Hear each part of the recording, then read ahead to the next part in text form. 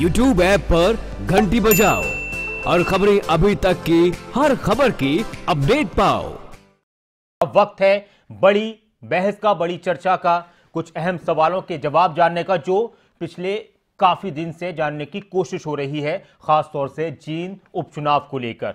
जींद के अंदर चुनाव तो विकास को लेकर हो रहा है। तमाम राजनीतिक पार्टियों के प्रत्याशी विकास की बात कर रहे हैं, एक दूसरे पर आरोप लगा रहे हैं कि इन्होंने नहीं किया, हमने किया, इन्होंने नहीं किया, इस तरह के आरोप लग रहे हैं। लेकिन हकीकत में चौधर की लड़ाई है जींद के अंदर, और इस लड़ाई के चक्कर में जिस जींद में विकास की ऊंचाइयां बहुत आगे होनी चाहिए थी, जिस जींद को विकास के नए आयाम तय करने चाहिए थे, वो पीछे रह गया। राजनीतिक लिहाज से बहुत महत्वपूर्ण है ये सीट, लेकिन विकास के मामले में पिछड़ रहा है। यहां की जनता कहती है और आवाम को वोट डालना है, इसलिए उसको वोट डालकर किसी को जिताना है, वो अलग बात है। लेकिन विकास के मामले की अगर बात की जाए तो सिर्फ बातों में है, नियत और नीतियों में कुछ और है। इस पर चर्चा करेंगे।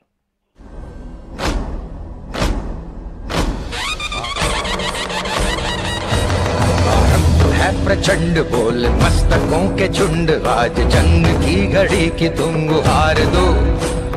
भान भान शान या की जान का हो दान, आज एक धनुष के बाण पे उतार दो।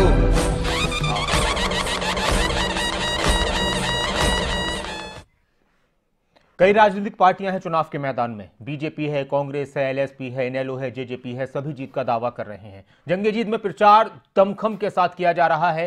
हर पार्टी अपनी पूरी ताकत झोंक कर मैदान के अंदर है। दुष्यंत चौटाला, जेजेपी के नेता, वो भी चुनाव प्रचार में है और बाइकों पर प्रचार कर रहे हैं, लोगों से वोट की अपील कर रहे हैं। क्या कह रहे हैं उसके बाद और भी नेताओं को दिखाएंगे, चर्चा की शुरुआत करेंगे। जींद उपचुनाव के लिए प्रचार जोर शोर से जारी है और इसमें हमारे साथ सांसद दुष्यंत चौटाला हैं, जो समय बचाने के लिए गाड़ियों की बजाय बाइकों पर हैं। दुष्यंत जी, जिस तरीके से मनोहरपुरा गांव पहुंचे हैं, बाइक पर आप प्रचार कर रहे हैं। बिल्कुल, बाइक एक ऐसा साधन है जो छोटी से छोटी गलियों में आपको जल्दी पहुंचा सकता है, और मुझे लगता है जहां 72 घंटे बचे हैं उसके अंदर इस स्पीड की बहुत ज़रूरत है एक एक वोटर तक पहुंचने के लिए। और जिस तरह का प्यार मनोहरपुर ने दिया अपने आप में बदलाव दिखाता है, और मैं तो मानता हूँ एक एक युवा इसी तरीके से आखिरी वाले दिन पोलिंग के लिए भी अपने बाइक्स को निकालकर एक एक बुजुर्ग को पोलिंग स्टेशन तक ले जाने का काम। दुष्यंत जी, आप लगातार प्रचार कर रहे हैं, दौरा कर रहे हैं जींद विधानसभा का, कितना कवर कर दिया या अभी कुछ बाकी है? नहीं, बिल्कुल एक एक कोना, या तो मैंने, या दिग्विजय सिंह ने, या डॉक्टर अजय सिंह चौटाला जी ने, निशांत सिंह जी ने, डॉक्टर बांगड़ ने,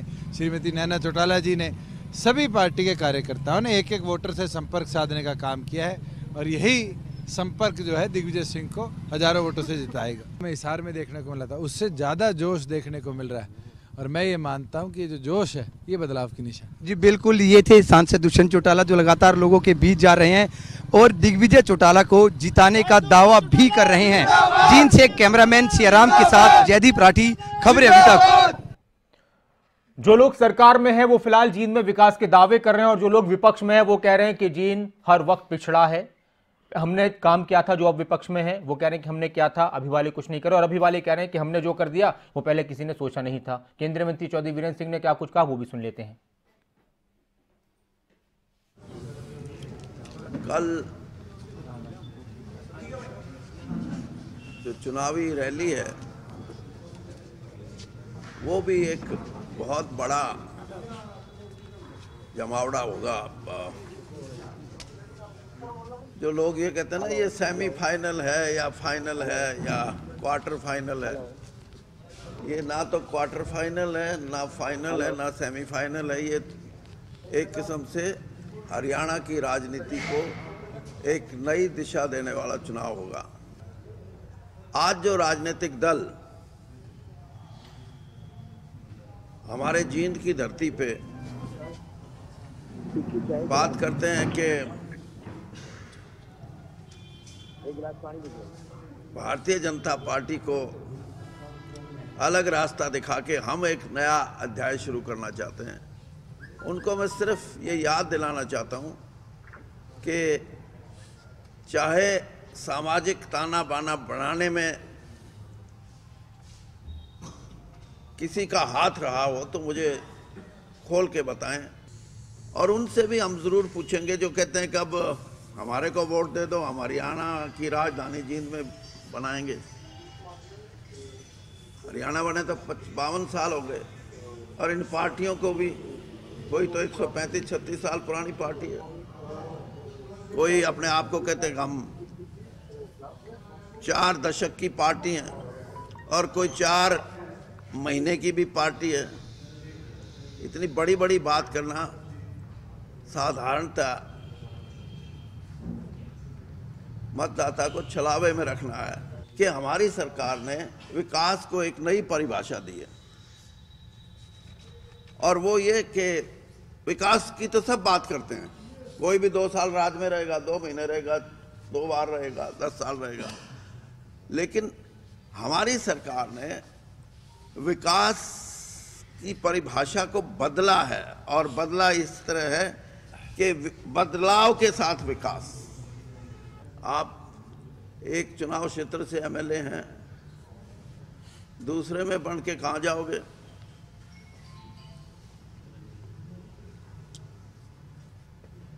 तो कांग्रेस पार्टी के दिवालियापन की निशानी है ये। सवाल यही तो है कि विकास की बात तो सभी कर रहे हैं कि हकीकत में विकास हुआ? अब वाले कह रहे हैं हमने किया, पहले वालों ने कहा हमने किया, लेकिन हकीकत जब आप देखेंगे इलाकों में जाकर तो सबके दावे खोखले नजर आते हैं। पूर्व सीएम भूपेंद्र सिंह हुड्डा भी चुनाव के मैदान में है, कांग्रेस एकजुटता की बात कर रही है, हालांकि गुटों में बटे होने के आरोप हमेशा से लगते रहते हैं, लेकिन इस बार दिखा रहे हैं कि हम सब एक हैं। उन्होंने क्या कुछ कहा वो भी सुन लेते हैं। इसमें पूर्व मुख्यमंत्री भूपेंद्र सिंह हुड्डा हमारे साथ जो लगातार जनता के बीच जा रहे हैं, चुनाव प्रचार कर रहे हैं। हुड्डा साहब, लगातार लोगों के बीच जा रहे, तो कैसा रिस्पॉन्स मिल रहा है? आप स्वयं देख रहे हैं और कितना कड़ा मुकाबला मानते हैं? कांग्रेस के पक्ष में लहर चल रही है और कांग्रेस का उम्मीदवार भारी बहुमत से हमारे रणदीप सुरजेवाला जीतेंगे। भूपेंद्र जी, हुड्डा साहब, कल प्रियंका जो है गांधी जी को बड़ी जिम्मेदारी सौंपी, तो कैसे मानते, कितनी मजबूती मिलेगी कांग्रेस को? पार्टी को मजबूती मिलेगी, वैसे पहले भी पार्टी को मजबूत करती आई हैं, और जब महामंत्रियों को किया है पार्टी को मजबूती मिलेगी। हुड्डा साहब, कल जो है कांग्रेस की रैली होने वाली है यहाँ पे, तो हरियाणा के अलावा और कहाँ से हरियाणा से अलग जो नेता इस रैली में शामिल हो सकते हैं? आएंगे, कांग्रेस के नेता आएंगे। जी जी सर, आपने अभी चौटाला परिवार की बात की कि उनका जो पारिवारिक झगड़ा चल रहा है उसको निपटाना चाहिए घर। देखो, मेरा ये है कि परिवार के झगड़े परिवार में निपटाए जाते हैं, राजनीति में उनको लाना, एक राजनीति का स्तर बहुत गिरावट वाली बात है, राजनीति में ऐसे झगड़े नहीं लाने चाहिए। बीजेपी नेता लगातार बात कर रहे हैं कि वो विकास के नाम पर जनता के बीच जा रहे हैं, जितना विकास उन्होंने करवाया किसी सरकार ने नहीं करवाया। प्रत्यक्ष को प्रमाण नहीं, मैंने तो खुला सवाल पूछा है, एक कोई काम बताएं। यहाँ हमने हर यूनिवर्सिटी से लेके, रेलवे लाइन से लेके, नेशनल हाईवे से लेके हर काम किया है, बल्कि जो काम हमने शुरू किए थे वो भी इनसे पूरे नहीं हो रहे। एक आखिरी सवाल हुड्डा साहब, क्या 2019 का सेमीफाइनल माना जाए, जो यहाँ जीतेगा वही 2019 का रण जीतेगा? देखिए, ये बाई इलेक्शन है और इसका असर तो पड़ता ही है चुनाव पे, हर चुनाव पे असर पड़ता है।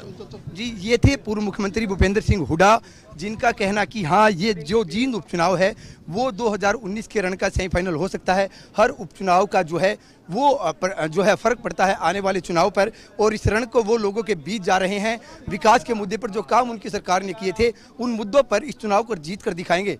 कैमरामैन सियाराम के साथ जयदीप राठी, खबरें अभी तक, जींद।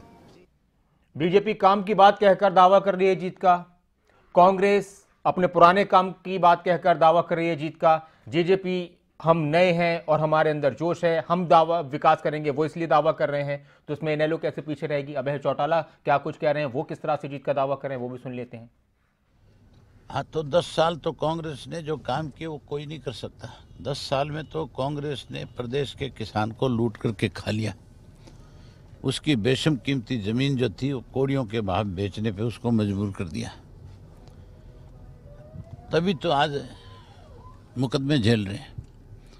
4.5 साल में बीजेपी ने स्वाय कमीशन खाने के कोई दूसरा काम नहीं किया।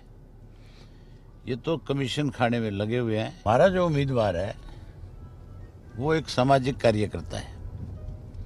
हमारा जो उम्मीदवार है सामाजिक कार्यकर्ता के साथ साथ लोकल यहाँ का रहने वाला है, जींद का है। बाकी तो बाहर से आकर के अपनी ताकत बढ़ाना चाहते हैं, अपनी ताकत दिखाना चाहते हैं। चुनावों के दौरान एक चीज़ बड़ी समझने वाली हो जाती है कि वैसे हम सब भारतवासी हैं, एक देश एक आवाज़, फिर हम देश से बाहर निकलते हैं तो हम प्रदेशों में आते हैं कि हमारा हरियाणा एक, हरियाणवी एक, लेकिन जब सीटों की बात होती है तो फिर हम बाहरी और अंदर वाले हो जाते हैं और ये एक दूसरे पर आरोप लगते रहते हैं हमेशा चुनाव में। इस पर हम चर्चा की शुरुआत करते हैं। शुरुआत जो हुई थी विकास की बात को लेकर, तमाम खास मेहमान मेरे साथ जुड़ चुके हैं कि क्या वाकई में यहाँ पर चुनाव विकास के नाम पर लड़ा जा रहा है, और अगर सबको इतनी फिक्र थी, इतनी मोहब्बत थी जींद से और इसके विकास से, तो आज उन मुद्दों पर चुनाव क्यों लड़ रहे हैं? आप सड़कों के मुद्दे पर चुनाव लड़ रहे हैं। आप बता रहे हैं कि हमने सड़कें बनाई, बहुत बड़ा काम कर दिया। क्या आपने कहा कि हमने स्कूल और अस्पताल बनाया, बहुत बड़ा काम किया। क्या तक तमाम सरकारें नहीं? चर्चा की शुरुआत करते हैं। तमाम खास मेहमान मेरे साथ जुड़ चुके हैं, उनका परिचय आपसे कराता हूं। हमारे साथ बीजेपी से राजेश गौड़ साहब हैं, कांग्रेस से केवल ढींगरा साहब हैं, इनेलो से डॉक्टर सतवीर सैनी साहब हैं, जेजेपी से दीप कमल सहारन साहब हैं, एलएफपी से गणेश शर्मा जी हमारे साथ हैं, और वरिष्ठ पत्रकार राजीव रंजन रॉय साहब हमारे साथ हैं। बहुत बहुत स्वागत है आप सभी का। राजेश गौड़ साहब, ऐसा कौन सा विकास किया, ऐसी कौन सी विकास की नई इबारत आपने लिख दी कि हमने विकास किया, हमने विकास करके दिखाया? वीरेंद्र सिंह कह रहे हैं कि हमने विकास किया, तो कांग्रेस के वक्त में जब तक ये थे तो कुछ नहीं किया था, फिर अभी हुआ बीजेपी में सब कुछ, सारी नियतें, सारे इरादे बदल गए सबके। देखिए, जो विकास की बात आती है, और इस जींद में जितना विकास हुआ सर, आपने 4.5 में, तो आप भी आज भी सड़कें क्यों टूटी हुई हैं? आज भी वहां के लोग अस्पतालों में बुरा हाल क्यों है? आज भी वहां के लोग क्यों मांग कर रहे हैं? सीवर एक बड़ी समस्या बनी हुई है वहां पर। देखिए नासिर जी, बड़ा अच्छा सवाल किया आपने कि विकास की बात क्यों होती है। विकास की मैं ये नहीं कहूंगा कि सभी पार्टियां सभी विकास करती है, सभी इस पे काम करती है, लेकिन औरों के मुकाबले विकास किसने बेहतर किया ये ज्यादा महत्वपूर्ण है, या किस पार्टी ने एक आम व्यक्ति के लिए विकास का काम किया वो ज्यादा महत्वपूर्ण है। अगर बीजेपी ने, भाजपा ने जितने विकास कार्य चलाए, चाहे वो 66 किलोमीटर लंबी जो लाइनें पानी की बिछाई हो, चाहे 603 नए ट्रांसफार्मर लगवाए हो, या राष्ट्रीय कृषि जो बाजार पोर्टल से जो किसानों को जोड़ा हो, या बीमा योजना कहते हैं 4151 किसानों को जो उन्होंने health card, soil health card दिए हो। देखिए, भाजपा की जो फिलॉसफी है, जो विचार है, पूरे भारतवर्ष में सिर्फ 2 पार्टियां जो विचार के ऊपर काम करती है, कम्युनिस्ट पार्टी और एक भाजपा पार्टी। भाजपा का जो विचार है वो 2 विचार है, एक आत्म मानववाद और दूसरा है अंत्योदय, कि किसी पंक्ति में बैठे हुए आखिर आदमी तक वो मूलभूत सुविधाएं पहुंचाना। मैं यहां पर कहना चाहूंगा कि भारतीय जनता पार्टी ने मूलभूत सुविधाएं पहुंचाने में काम किया।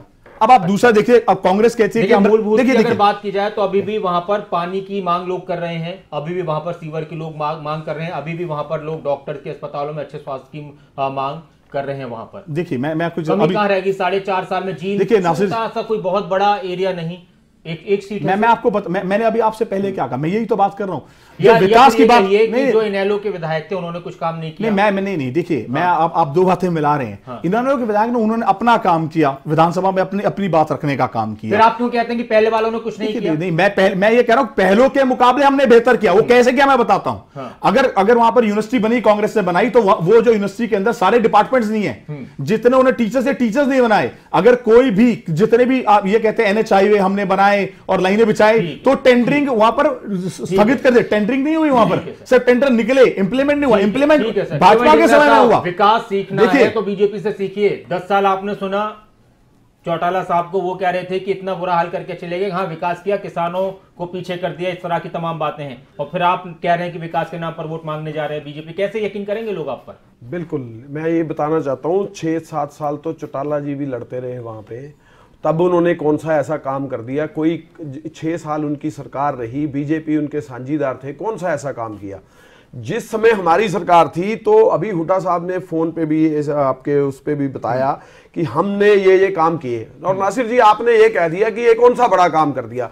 ये तो एक काम गिनाए जाते हैं, काम गिनाए जाते हैं क्योंकि काम किए हैं वही गिनाए जाते हैं। जहां तक गौड़ साहब ने अभी बात करी, इसलिए मुझे लगता है कई बार कि हमारे देश में अगर अभी भी कोई कहते हैं ना कि हमने गांव तक सड़क पहुंचा दी, तो सर आजाद हो गए हमें 70 साल, कोई बड़ा काम को थोड़ी कर दिया। नहीं, मान ली बात आपकी। मैं नासिर जी, मैं आप ही की बात का इसलिए जवाब दे रहा था क्योंकि काम ही गिनाए जाते हैं। जब इलेक्शन होता है तो यही बताया जाता है हमने ये काम किए थे। और गौड़ साहब ये कह रहे थे कि उधर यूनिवर्सिटी अगर हमने बनाई तो उसमें इन्होंने टीचर लगाए, इन्होंने इंफ्रास्ट्रक्चर बनाया। तो मैं पूछना चाहता हूं कितने टीचर लगाए, कितना इंफ्रास्ट्रक्चर इन्होंने बनाया, कौन सा ऐसा काम किया, भर्ती कितनी की? मैं आपको प्रश्न नहीं कर रहा, मैं आपसे सवाल पूछ रहा हूं, अपने इनका टाइम आएगा तो जवाब देना। मैं इनसे ये पूछना चाहता हूं कितने टीचर लगाए इन्होंने यूनिवर्सिटी में, कितनी इन्होंने पोस्टें भरी और कितनी इन्होंने भर्ती करी? जो सिर्फ जींद के कॉलेज में गए ये मुझे बता दे। और यही बता दे टोटल हरियाणा में कितने टीचर टोटल हरियाणा में 58,410 भर्तियां करी हमने, जिसके लिए पीजीटी एमजीटी की हमने तो 10,000 एक बार सब बोल लें, उसके बाद फिर आप लोग, मुझे मालूम है कि फिर एक दूसरे को नहीं बोलने देंगे, बात पूरी कर लीजिए, फिर शिकायत रह जाएगी। मैं यही पूछ रहा हूं कितने इन्होंने लगाए। और उससे दूसरी बात आप देखिए, अगर इन्होंने भर्ती की होती तो वहां पे लेक्चरर होते। आज भी मांग है जींद के लोगों की, वहां लेक्चरर नहीं है। अभी हम इलेक्शन के दौर में ही गुजर रहे हैं और वो लोग कह रहे हैं कि ना जींद की यूनिवर्सिटी में लेक्चरर की कमी हो गई क्योंकि 60 से 58 एज कर दी और कई लोग रिटायर हो गए, नई भर्ती हुई नहीं। वहां पे लोगों की दरकार है कि वहां पे कोई लेक्चरर नहीं है और वहां पे दिक्कत हो रही है। इन्होंने कोई लगाया नहीं। रहा रेलवे लाइन लगी, रेलवे लाइन का काम ठप पड़ा है। जो वहां पे हाईवे रोड्स बनी उसका काम ठप पड़ा। कौन सा ऐसा काम कर दिया? बस स्टैंड हमने बाहर पहुंचाने का काम किया, उसमें कोई रेनोवेशन नहीं हुई, वो ऐसे ही पड़ा। डॉक्टर सतवीर सैनी साहब इनेलो के भी विधायक रहे पहले, उन्होंने कितना काम किया जींद में, जो आज भी जींद के 4.5 साल कम पड़ गए थे सर। क्या सरकार ने भेदभाव किया? अब जींद में दोबारा से उन्हीं मुद्दों को लेकर चुनाव लड़ा जा रहा है। आज भी वहां के लोग परेशान हैं। मैंने कुछ शुरुआत में गिनाई थी कुछ चीजें, उसी की वजह से मूलभूत सुविधाएं, विकास तो दूर की बात है।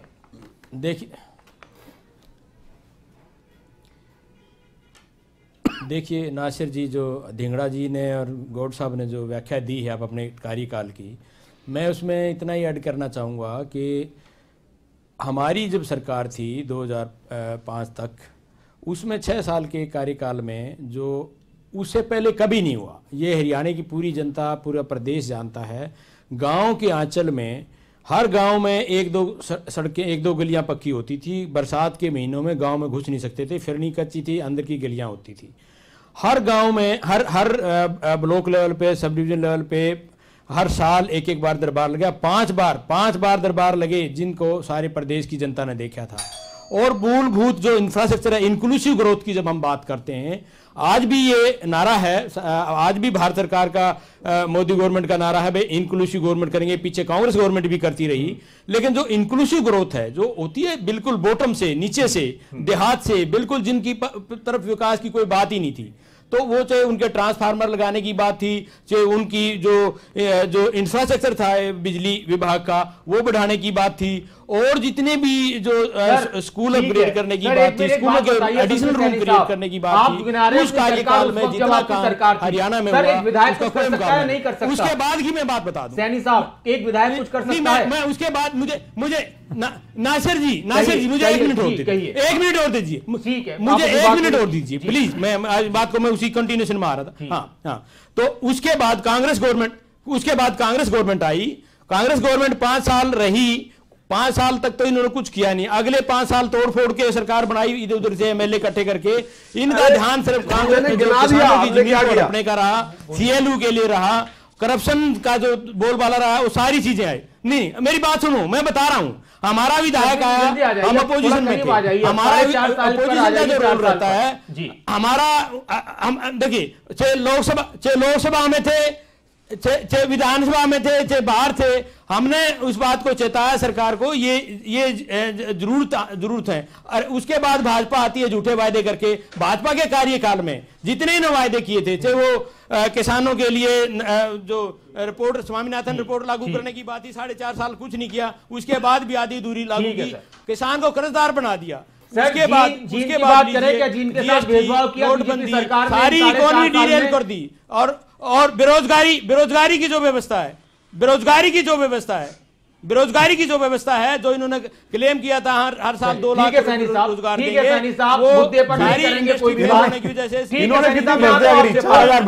आपके पास दीप कमल सारंग साहब बहुत कम अरसा मुद्दे की बात है। ठीक है, बहुत कम अरसा बचा हुआ है। क्या आप भी मानते हैं कि पिछली सरकारों ने जिनके लिए कुछ नहीं किया, चाहे किसी की भी सरकार रही हो, इनेलो की रही हो, कांग्रेस की रही हो, और अभी जो बीजेपी की मौजूदा सरकार है? क्योंकि अगर किया होता तो आज उन्हीं मूलभूत सुविधाओं की मांग लोग नहीं कर रहे होते।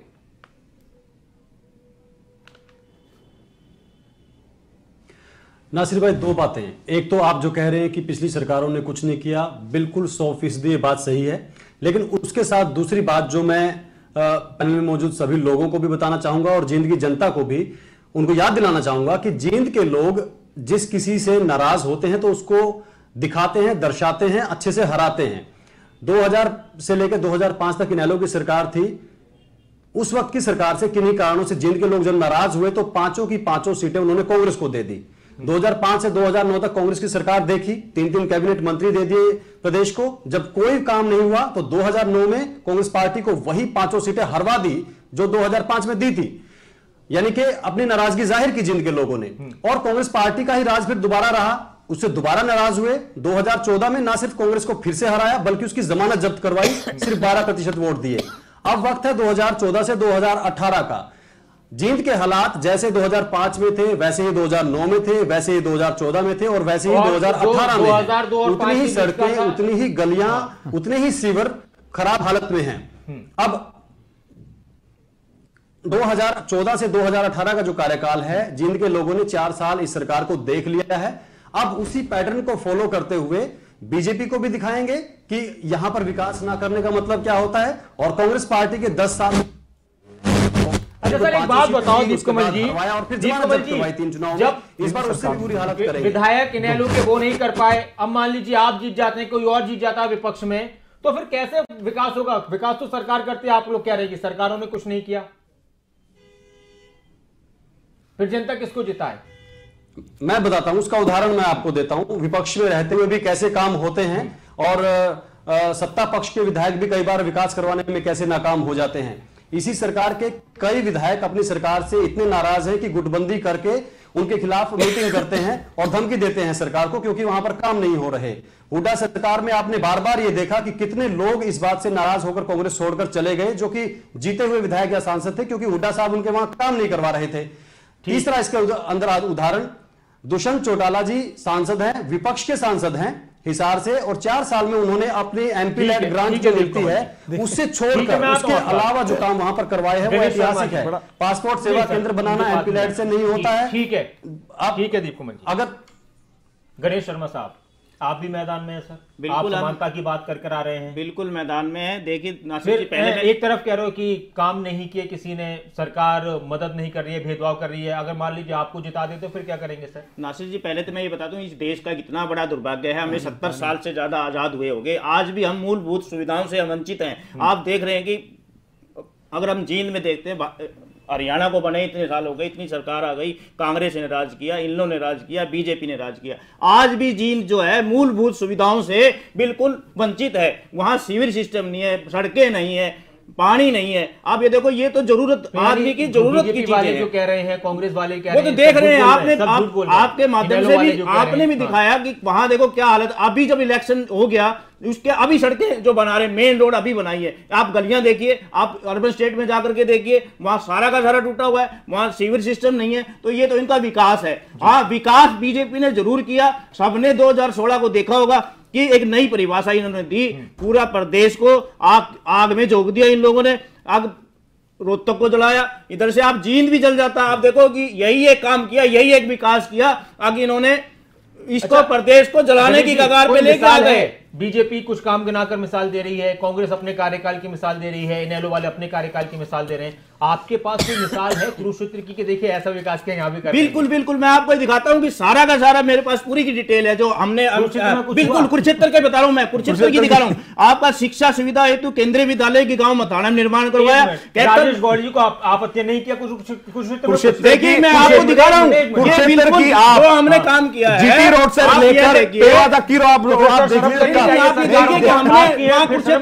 मेंबर पार्लियामेंट कुरुक्षेत्र होते हुए हमने इतने काम किए। मैं गिना रहा हूं आपको, ये बिल्कुल नहीं है। मतलब आप अपने आपकी पार्टी से जीते थे, राजकुमार कुछ नहीं किया काम आपने, समाज को बांटने का काम। नहीं बिल्कुल गलत बोल रहे हो, मैं काम बता रहा हूं।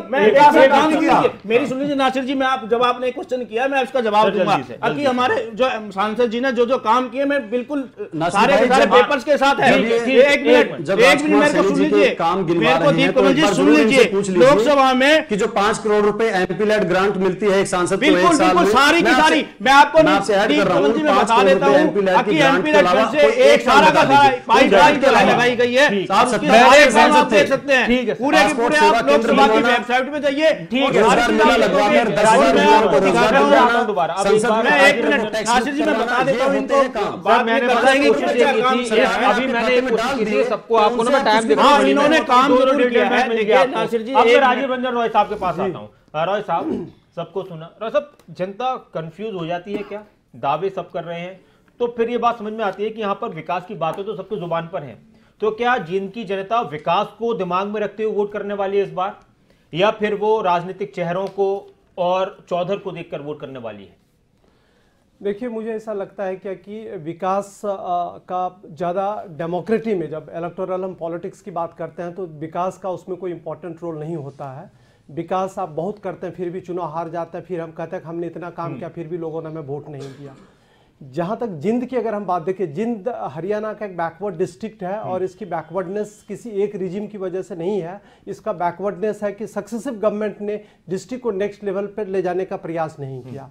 हुड्डा साहब ने अपने लेवल पे प्रयास किया, उसके पहले भी कुछ प्रयास होता, फिर वैल्यू एडिशन का काम होता है कि कोई एक यूनिवर्सिटी बनाते हैं तो उस यूनिवर्सिटी को अपने नेक्स्ट लेवल पे ले जाते हैं। यह होता है कि जब आपके कार्यकाल में यूनिवर्सिटी बना तो शायद इंफ्रास्ट्रक्चर नहीं बन सकता है, चूंकि एक मेगा प्रोजेक्ट होता है, फिर उसमें वैकेंसीज लाना, बच्चों को लाना, स्टूडेंट्स की सारी प्रक्रिया में टाइम लगता है। तो वैल्यू एडिशन आप कितना करते हैं? अब इस वैल्यू एडिशन के आधार पे जनता आपसे कितना कन्विंस होती है। अगर आपके कामों से जनता कन्विंस होती है तो जनता आपको वोट देगी। लेकिन जिंद का जो ओवरऑल बैकवर्डनेस है वो बड़ा ही दुख की बात है कि एक हरियाणा एक तो छोटा सा स्टेट है, जिंद एक इंपॉर्टेंट डिस्ट्रिक्ट है, वहाँ से इंपॉर्टेंट लीडर्स आए हैं, तो इतना बैकवर्डनेस वहाँ नहीं होना चाहिए, लेकिन है तो है। अब है क्या कि लोग इन सारी चीज़ों को दिमाग में रख करके वोट करेंगे, मुझे लगता है कि वो कर सकते हैं, कोई बड़ी बात नहीं है। पिछले विधानसभा चुनाव में जैसे दीप कमल ने भी कहा कि कांग्रेस पार्टी, हुड्डा साहब का मुझे ऐसा लगता है कि 10 साल का उनका जो कार्यकाल रहा, मैं मानता हूं कि 10 साल में उन्होंने अच्छा काम करने का प्रयास किया, लेकिन 2014 के विधानसभा चुनाव में वो हार गए, वहां का विधानसभा INLD जीत गई। अब है क्या कि 2018 में चुनाव आ रहा, भारतीय जनता पार्टी तब सरकार में नहीं थी तो वो दूसरे स्थान पे। अच्छा, एक सवाल और है सर जी, कि जो विपक्ष में विधायक होते हैं वो ये कह देते हैं कि भाई भेदभाव किया, तो फिर ऐसे वक्त में फिर क्या जनता में ये मैसेज आता है कि अब थोड़ा सा वक्त बचा हुआ सत्ता पक्ष को चुन लेते हैं? नहीं, देखिए, विपक्ष में आप देखिए जो इम्पोर्टेंट स्टेट गवर्नमेंट का जो प्रोजेक्ट है के अंदर उसको आना चाहिए, काम कैसे कराया हाँ, जाता देखिए है? नहीं, ये उस पर ज्यादा डिपेंड नहीं करता। अगर सरकार नहीं चाहती है कि आपके कॉन्स्टिट्यूएंसी में कोई प्रोजेक्ट जाए तो वो फिर आपको नहीं मिलेगी। देखिए, आपका जो लोकल एरिया डेवलपमेंट फंड्स है उससे आप, उसका एक लिमिटेशंस है कि कहां आप यूटिलाइज कर सकते हैं। आप बड़े बड़े सड़क नहीं बनवा सकते हैं, आप फंड्स को दे सकते हैं डिफरेंट छोटे छोटे प्रोजेक्ट के लिए। एक चीज नासिर जी मैं यहाँ ये कहूंगा कि ये आप देख लेंगे कि यहाँ जिंद का जो है, यहाँ डेवलपमेंट उतना बड़ा फैक्टर नहीं है। बिल्कुल, यहाँ यह देखे वो लोग देखेंगे कि हम किसको वोट दें और हमारा उनको वोट दे करके उनका काइंड ऑफ जो इन्वेस्टमेंट है तो आने वाले समय में क्या वो हमारे लिए लीडरशिप दे सकता है या नहीं। राजेश गौड़ साहब, सवाल का जवाब, और सवाल ये है कि जो मिड्ढा साहब थे उन्होंने तब तक तो, जब तक वो जिंदा रहे तब तक कोई काम नहीं किया, पीछे कर दिया, ठीक है ना। अब उनके बेटे आए तो अब उनके साथ में आपकी भावनाएं भी जुड़ गई और वो सपने को भी पूरा करेंगे। सर, ऐसा क्यों हो जाता है? देखिए, मैं बड़ी एक चीज बात कहूँगा कि अगर हम भारत के अंदर या प्रांत के अंदर डेमोक्रेसी को स्ट्रांग करना चाहते हैं तो डेमोक्रेसी को स्ट्रांग करने के क्या कारण होने चाहिए कि जो लोग चुनकर आए नुमाइंदे, उनकी शैक्षणिक योग्यता क्या हो, या उनके रिपोर्ट कार्ड्स क्या है, या उन्होंने पहले क्या काम किए, क्या बेस रहा उनका। तो आपके नासिर जी, मेरी बात तो पूरी होनी चाहिए। कृष्ण मिड्ढा जी ने खुद पार्टी में आए, उनको लगा कि भारतीय जनता पार्टी ने पूरे प्रदेश का समान रूप से विकास किया। अच्छा। ये कुछ कारण जिसका डॉक्टर कृष्ण मिड्ढा जी खुद आए। कृष्ण मिड्ढा जी की जो स्थानीय नेता होने के कारण उनकी जो अपनी एक इमेज है लोगों में, क्योंकि वो सोशल आदमी है, उस हिसाब से देखिए अगर कोई और पार्टी ये बड़ा नेता उसको लेकर उतारी तो डेमोक्रेसी स्ट्रांग नहीं होगी। नहीं सर, बात वो नहीं है। देखिए, लोकतंत्र को स्ट्रांग कर, एक तरफ तो आप उन्हीं के पिताश्री के बारे में कह रहे हैं कि भाई कुछ नहीं किया इन्होंने, इनकी सरकारों ने। नहीं, देखिए, मैंने जब वो आपकी पार्टी को ज्वाइन कर लेता तो वो नासिर साहब, मुझे एक चीज बताइए, मैंने कब ये कहा उनके पिताजी कुछ नहीं किया? मैंने ये आपने जब मुझसे प्रश्न पूछा, पार्टी से पहले की बात बता रहा हूं ना, मैं कोई नहीं बोल रहा उनके खिलाफ। नहीं, मैं जब ये बातचीत हुई तो ये बातचीत चली थी कि उनके पिताजी ने जो वहां की मूलभूत जो प्रॉब्लम रही उनकी बात उठाई होगी विधानसभा में, लेकिन उनको लगा डॉक्टर कृष्ण मिड्ढा को कि भारतीय जनता पार्टी के टाइम में ही जो समान विकास होगा पूरे प्रदेश का, इसलिए उन्होंने ज्वाइन किया। वो मेजर आदमी है सर, केवल ढींगरा जी, और आपने विकास में भेदभाव किया और आपने जींद के साथ भी भेदभाव किया। देखिए, ऐसा है, जब जींद में मुख्यमंत्री हुड्डा साहब बने थे तो उस समय बरिंदर सिंह फाइनेंस मिनिस्टर बने थे कांग्रेस से ही, और जब वो कह रहे हैं कि आपने विकास अभी नहीं हो रहा, तो अपने टाइम पे उन्होंने क्यों नहीं कराया 5 साल विकास? इसका मतलब कि जब वीरेंद्र सिंह जी है उनकी नीयत में खोट थी, तभी तो विकास नहीं हुआ। ये जो आप बात कह रहे हो या ब्लेम लगा रहे हो कि कांग्रेस ने नहीं किया, रहते हुए भी आप काम नहीं कर पाए। नहीं, मैं कह रहा हूं आप आज वो मंत्री रहे 4.5 साल, मंत्री बनते हुए उन्होंने कौन से काम कर दिए? 5 साल में उन्होंने, अरे फाइनेंस मिनिस्टर थे, नंबर 1 पोस्ट थी उनकी। और सुनिए ना, ऐसे गौर साहब बीच में बोलने में क्या फायदा? आज वो पावरफुल मिनिस्टर थे स्टेट के, और आज वो सेंटर के पावरफुल मिनिस्टर हैं। आज कौन सा विकास कर दिया? जिन लोगों को उल्टा बोलने की आदत होती है और काम नहीं कराने की आदत, गुटबाजी के कारण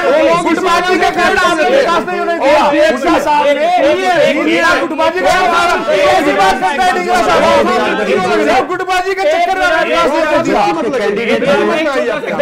10 साल तक आपकी सरकार में मंत्री थे, बताइए, जेल के रहने वाले हैं। भेदभाव का बता देता हूँ, कांग्रेस राज में भेदभाव का छोटा सा उदाहरण दूंगा। भिवानी और रोहतक जुड़ा हुआ है आपस में एक दूसरे से, और जहां रोहतक डिस्ट्रिक्ट खत्म होता है वहां तक 4 लेन बना ली। उसके बाद वो रोड बंद कर दी गई। अब बारी कृष्ण मिड्डा जी है, कैसे लोग हराएंगे उनको, जिस तरह से दीप कमल जी ने कहा लोग उनको हराएंगे। ये वीरेंद्र सिंह वहां पे सेंटर के मिनिस्टर है, कौन सी ऐसी ईंट लगाई कृष्ण मिड्डा जी को भारी पड़ेगी इस बात को। ठीक है, दीपकमल सारन साहब, आपने बताया कि काम कराना आना चाहिए, ठीक है ना। जींद की अगर बात की जाए, आप विकास के नाम पर वोट मांग रहे हैं। दीपकमल जी, आपको नहीं लगता कि आपके सामने भी यहां पर विकास से ज्यादा बड़ी चीज यह है कि एक नई पार्टी है, एक नई पार्टी का वजूद दिखाना है जनता को, और सब कुछ यहां पर है, विकास तो बात की बात है।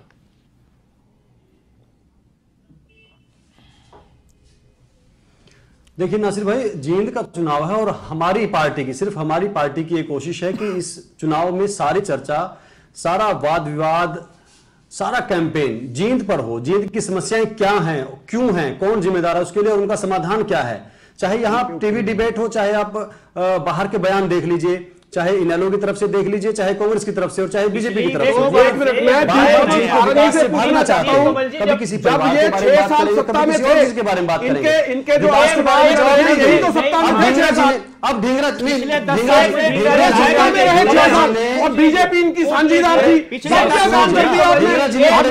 बड़े बड़े बातें कर रहे हो, तब कौन सा काम कर दिया आपने? 6 साल आपके चौटाला जी सत्ता में रहे, कभी आप उनको मानते हो, कभी उनको मानते हो, कभी इधर खिसक जाते हो, कभी उधर खिसक जाते हो। साझीदार थे आप, कांग्रेस ने कोडियों के लाभ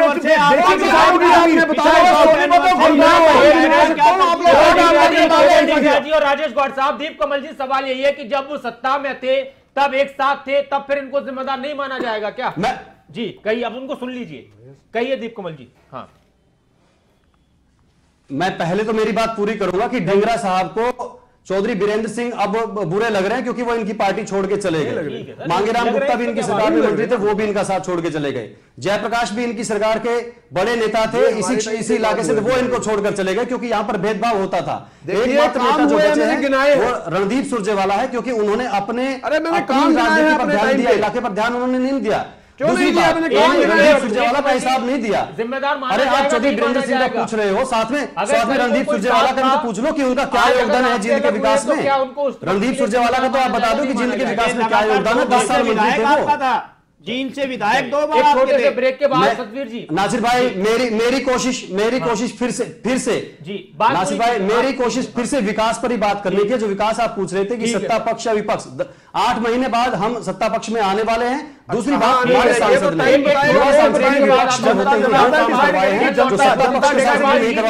आप पूछ लीजिए। चुनाव जींद में विकास के नाम पर, लेकिन शायद विकास पीछे है, कुछ और है। जींद एक ऐसी जगह जहां पर सभी सरकारों के दौरान कोई ना कोई वहां से मंत्री रहा और सभी विकास का दावा कर रहे हैं और सभी एक दूसरे पर विकास न करने के आरोप लगा रहे हैं। जेजेपी और एलएसपी एक ऐसी पार्टी, नई पार्टी जो पहली बार यहां पर चुनाव लड़ रही हैं। जेजेपी ने एक पार्टी के तौर पर तो सत्ता का मजा नहीं चखा, लेकिन जेजेपी वालों ने, जो पार्टी में नेता हैं, उन्होंने भी सत्ता का स्वाद लिया है। पहले उन्होंने क्या कुछ किया इनेलो के साथ में। दूसरी तरफ चर्चा की शुरुआत करते हैं, तमाम मेहमान मेरे साथ जुड़े हुए हैं। डॉक्टर सतवीर सैनी साहब, जेजेपी की इस बात में दम मानते हैं आप कि हां कोई विकास नहीं हुआ इनेलो के वक्त में भी, या आप भी ये मानते हैं कि जेजेपी वाले भी इसके लिए जिम्मेदार हैं क्योंकि वो भी साथ में थे? देखिए, है धर्म देखिए मैं इनकी बात इसलिए नहीं करूंगा क्योंकि जो आदमी इतनी गैर जिम्मेदारी से बात करना शुरू कर दे कि कोई विकास नहीं हुआ, अगर विकास नहीं हुआ तो आप पार्टी के बीच में थे तो आप छोड़ के उस टाइम क्यों नहीं बाहर आए, अगर ऐसी ही बात थी। नंबर 1। नंबर 2, जो सबसे महत्वपूर्ण बात है, पूरे प्रदेश की जनता जानती है, पूरा प्रदेश जानता है उस टाइम की जो गवर्नेंस थी, चौटाला साहब की जो सरकार थी, वो गवर्नेंस सारे हिंदुस्तान में नंबर 1 पे थी। फाइनेंशियल मैनेजमेंट जो उस टाइम पे हरियाणा का था, शायद उसके बाद हरियाणा का हमेशा पिछड़ता रहा। उसमें जो काम किया 5 बार एक समान विकास की बात, आज जो पार्टी बात करती है सबका साथ सबका विकास की बात करती है, एक समान विकास की बात करती है, वो चौटाला साहब के टाइम पे हुआ था। पूरा गांव एक एक बच्चा जानता है जो उस टाइम के कार्यकाल में जो लोग वोटर थे, मेच्योर थे, क्योंकि गांव की जो दुर्दशा थी, मैं गांव से बिलोंग करता हूं और उस दौरान में मैं इस प्रोग्राम से, सरकार आपके द्वार से प्रोग्राम से जुड़ा रहा हूं। उस दौरान में हर गांव को, हर शहर के म्युनिसिपैलिटी के एरिया को अलग तरीके से उन्होंने सीधे जाके मुख्यमंत्री ने दरबार लगा के सीधे जाके हर तरह से इस चीज का। उसके बाद आने वाली सरकार में मैं पूछना चाहता हूँ आपसे ही सवाल पूछ लेता हूँ मैं। सैनी साहब आप मेरे को ये बता दें, अगर ये जेजेपी वाले कह रहे हैं कि उस समय कोई काम नहीं हुआ, आप कह रहे हैं काम हुआ, तो ये आप में जो फर्क है यही समझ में पूछेंगे ना। दीप कमल जी साहब रुकिए, दीप कमल साहब क्या उसके लिए जेजेपी के जो नेता हैं, दुष्यंत चौटाला जी ने जिम्मेदार नहीं माना जाएगा? जिम्मेदारी से अगर विकास नहीं हुआ चौटाला साहब की सरकार, अगर कोई जिम्मेदारी से भाग कर इसी बात करेगा जी। दिग्विजय जी, दीप कमल सारंग जी, भाई रास्ते तो अभी अलग हुए ना, तब तो साथ में थे, तो तब अगर इतनी नासिर भाई मैंने अपनी बात की बिल्कुल शुरुआत में ये बात कही थी कि 2000 से 2005 के बीच में जब ओम प्रकाश चौटाला जी की सरकार थी, उस वक्त जींद के लोग उस सरकार से निराश हुए थे और इसी वजह से उन्होंने 5 सीटें जींद की कांग्रेस पार्टी को दे दी थी। लेकिन उसकी बाद की सरकारों ने भी इतना बुरा हाल किया कि उनकी जमानतें जब्त हो गई। ये पहला शायद मौका है जब सत्ता पक्ष का एक विधायक यहाँ से उचाना से बना है, बड़े मुकाबले में जीते थे, लेकिन उनको सरकार में कोई स्थान नहीं दिया गया। देखिए आप देखिए हरियाणा सरकार में जींद की कोई अहमियत नहीं थी। आप तो राजधानी बनाएंगे जींद को अब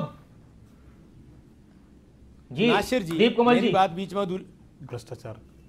हेलो नासिर जी, दिग्विजय सिंह चौटाला जी ने बिल्कुल जोर देकर ये कहा है, मैं आपको वो बात दोहराना चाहूंगा, उन्होंने जोर देकर ये कहा है कि हरियाणा को, जींद को हरियाणा की राजनीतिक राजधानी बनाएंगे और हरियाणा सरकार के मुख्यालय यहां से चलेंगे। ये साफ संकेत है कि यहां पर विकास होने वाला है, यहां पर विभिन्न विभागों के बड़े दफ्तर खुलने वाले हैं, ना कि कांग्रेस पार्टी की तरह जो यहां पर पीडब्ल्यूडी डिपार्टमेंट, जो कि शहर की आधारभूत चीजें बनाने के लिए जिम्मेदार होता है, जो सड़कें बनाता है, नालियां बनाता है, सीवरेज बनाता है, सारे उस पीडब्ल्यूडी डिपार्टमेंट का एससी का जो, ये बात महत्वपूर्ण है नासिर भाई जी, कहिए नासिर भाई, ये बात महत्वपूर्ण है। रणदीप सिंह सुरजेवाला ने लोक निर्माण मंत्री होते हुए टाइम बराबर हम सरकार नहीं है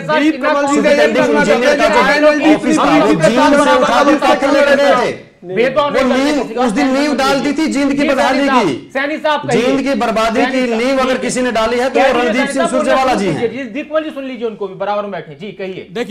देखिए सब इधर उधर की बात करने का कोई लाभ नहीं। बात ही होती है क्रेडिबिलिटी की। कोई भी सरकार होती है उसकी क्रेडिबिलिटी की बात होती है। जो कांग्रेस गवर्नमेंट थी 10 साल का जो उनका कार्यकाल था, उसने सिर्फ रोहतक के और एक कुछ खास एरिया की उसने विकास किया, बाकी सारे हरियाणा को नेग्लेक्ट किया। जो जींद बाईपास बना नहीं बना, जो आई है जब से आपने अभी कहा पहले आप कुछ कह रहे थे, आप कुछ कह रहे हो, अपनी वक्त में चेंज हो गया। जींद बाईपास बना, रेलवे लाइन बनी, बस स्टैंड हुआ, यूनिवर्सिटी बनी, हॉस्पिटल बने, कांग्रेस के गवर्नमेंट में बिजली का कौन सी चीज नहीं कांग्रेस जिस प्रकार से इतना काम किया, जिस प्रकार से काम किए, देखिए मैं आपको नासिर भी पूछता हूँ, ये डिनायल करें कि वहां पे दीन बंधु यूनिवर्सिटी नहीं बनी, ये डिनायल करें, ये डिनायल करें कि रेलवे लाइन नहीं बनी, ये डिनायल करें कि बाईपास नहीं बना, ये डिनायल करें, एक मिनट चुप करिए, ये बिजली के प्लांट नहीं लगे, ये डिनायल करें। मैं ये कहता हूँ हुड्डा का रेजिडेंशियल कॉम्प्लेक्स हो, बाईपास की बात कर रहे हैं, जी के अंदर एक मिनट केवल ढींगरा जी, जब इतना काम जो बाईपास, इतना विकास, एक मिनट सुन लीजिए, जिस बाईपास की बात कर रहे हैं, इतना विकास करने के बाद जिनकी जनता ने आपको वोट नहीं दिया, तो अब तो सरकार में भी नहीं आपको वोट देगी। नासिर जी, मैं आपसे भी पूछना चाहता हूं कि जब वीरेंद्र सिंह जी ये बोल रहे हैं, ये वक्तव्य दे रहे हैं, तो ये 5 साल फाइनेंस मिनिस्टर रहे कांग्रेस की सरकार में, अब 4.5 साल ये सेंटर की सरकार में मंत्री है, कौन सा काम कर दिया? गिनाओ काम, मुझे मैंने गिनाया काम, कांग्रेस के टाइम के काम गिनाए, ये भी गिनाए अपने काम। जाएगा अगर जिनका विकास नहीं हुआ, वहां से आते हैं वो, वहां की राजनीति करते हैं, वो नहीं माना जाएगा जिम्मेदार? नासिर साहब, मुझे एक चीज बताइए, प्रोफेसर वीरेंद्र सिंह जी ने जब इनकी सरकार में रहे, जब विकास नहीं हुआ तो उन्होंने वीरेंद्र सिंह की बात कर रहा हूं, केवल ढींगरा जी बात सुनिए। अगर वीरेंद्र सिंह जी को जब लगा कि जो इनकी गुटबाजी थी इनके सरकार में, हुड्डा साहब ने इनको विकास करने नहीं दिया, मेरी बात सुन लीजिए, तो उन्होंने भाजपा इसलिए ज्वाइन की, उनको पता था भाजपा आएगी तो समान विकास होगा, और समान विकास के लेकर उन्होंने सभी, अब तो चमक जाना चाहिए था सरकार आपकी, केंद्र में भी प्रदेश में भी, वीरेंद्र सिंह बड़े मंत्री। अगर नासिर साहब आपने मेरा पहले वक्तव्य सुना होगा, तो मैंने आपको पहले शुरुआत में मेरे जो ओपनिंग स्टेटमेंट वो यही थी कि हमने औरों से बेहतर विकास किया है, हमने ये नहीं किया। फिर भी लोग अरे आप क्या सोचे 100% होगा वो? कौन से काम किए आपने? क्या किया? जितने आपने प्रांत को लूटने का काम किया, कोड़ियों के बाद आपने सेक्शन 4 का नोटिस जारी कर दिया, 28 तारीख को होगा। जी गणेश शर्मा, अभी कांग्रेस आप क्या क्या कर लेंगे आप, मतलब देखिए हम अपनी बता देते हैं, जब हमारी सरकार आएगी हमारे एजेंडे से टाइम चाहिए,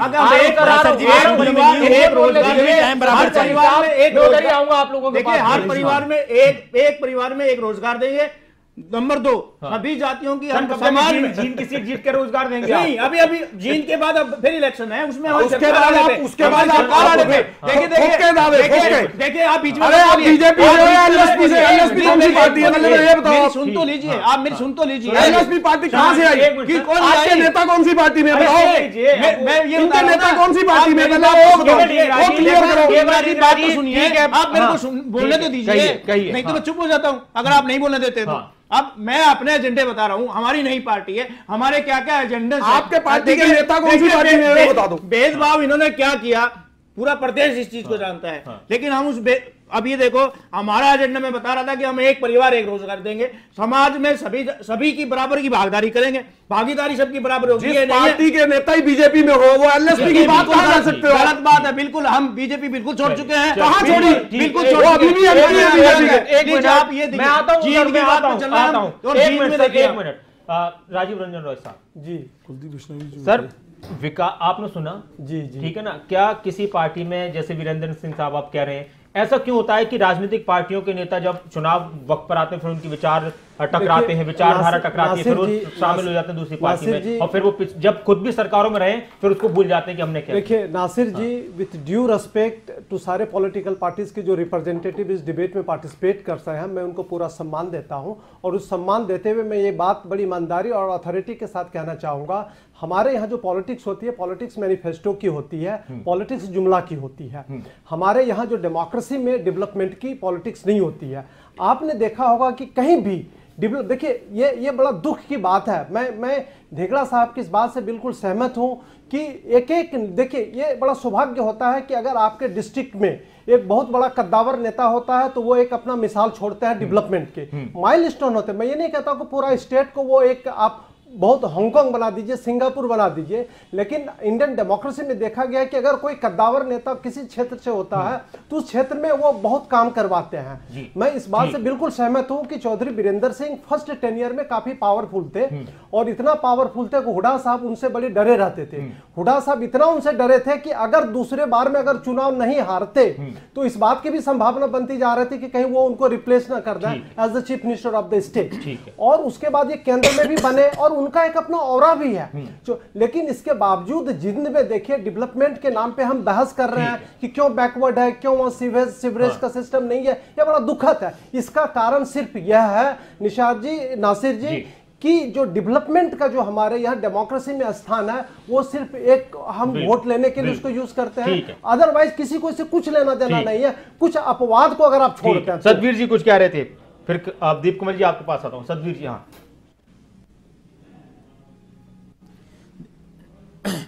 देखिए, जो ढींगरा साहब बार बार कह रहे थे बाईपास की बात करी, ये तो टोल रोड है, जो हाईवे नेशनल हाईवे है, टोल रोड है। इसमें इनका क्या, इसमें लंबे चौड़े कंट्रीब्यूशन है, वो फीस लेनी है टोल रोड में, जाएगी, इसमें कौन सी ऐसी बात है।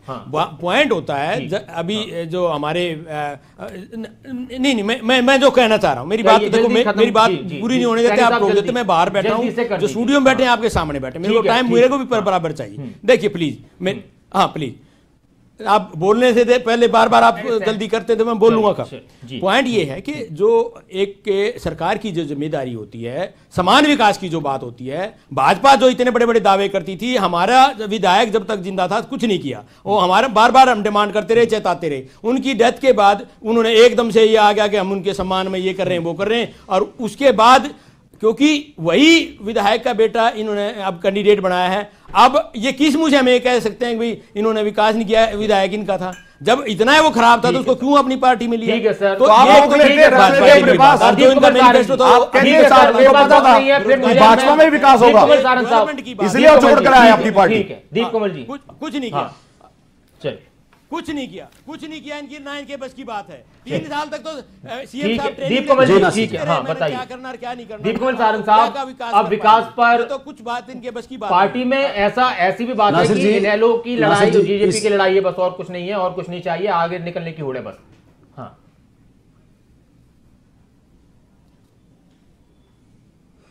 नासिर जी, आपकी जो ये बात है, ये नजरिया इनेलो का है। उनकी जुबान पर, उनकी प्रेस कॉन्फ्रेंस में, उनके आरोपों में, उनके भाषणों में जेजेपी है, ये सारा जानता है। लेकिन जेजेपी की हर बात में, हर बयान में, हर एक्टिविटी में सिर्फ जींद और जींद का विकास है। ये आप पूरा रिकॉर्ड उठाकर देख लीजिए पिछले 15 दिन का। हमारी अर्जुन की आंख की तरह हमारा निशाना सिर्फ जींद के विकास पर है, और हम वही बात करते हैं। और जो प्रमुख नेताओं की जो कि आप चर्चा के दौरान आया, वो जिम्मेदार हैं, चाहे वो चौधरी वीरेंद्र सिंह हो, चाहे रणदीप सिंह सुरजेवाला हो, वो जिम्मेदार हैं हरियाणा की बदहाली के लिए। ताकतवर मंत्री रहते हुए। बहुत शुक्रिया, बहुत शुक्रिया। मैं आपके साथ अब मैं नहीं चाहता, क्योंकि एक बार बात निकली तो दूर तलक जाएगी, बात यहां पर खत्म करते हैं। बहुत शुक्रिया आप तमाम मेहमानों का, गणेश जी, दीप कमल सारंग साहब, राजीव रंजन रॉय साहब, केवल ढींगरा साहब, गौर साहब और सतवीर सैनी साहब, आपका बहुत शुक्रिया चर्चा में जुड़ने के लिए। जींद की जनता 28 तारीख को वोट करने जाएगी। विकास को दिमाग में रखिएगा, राजनीतिक पार्टियों के दिमाग में कुछ और है।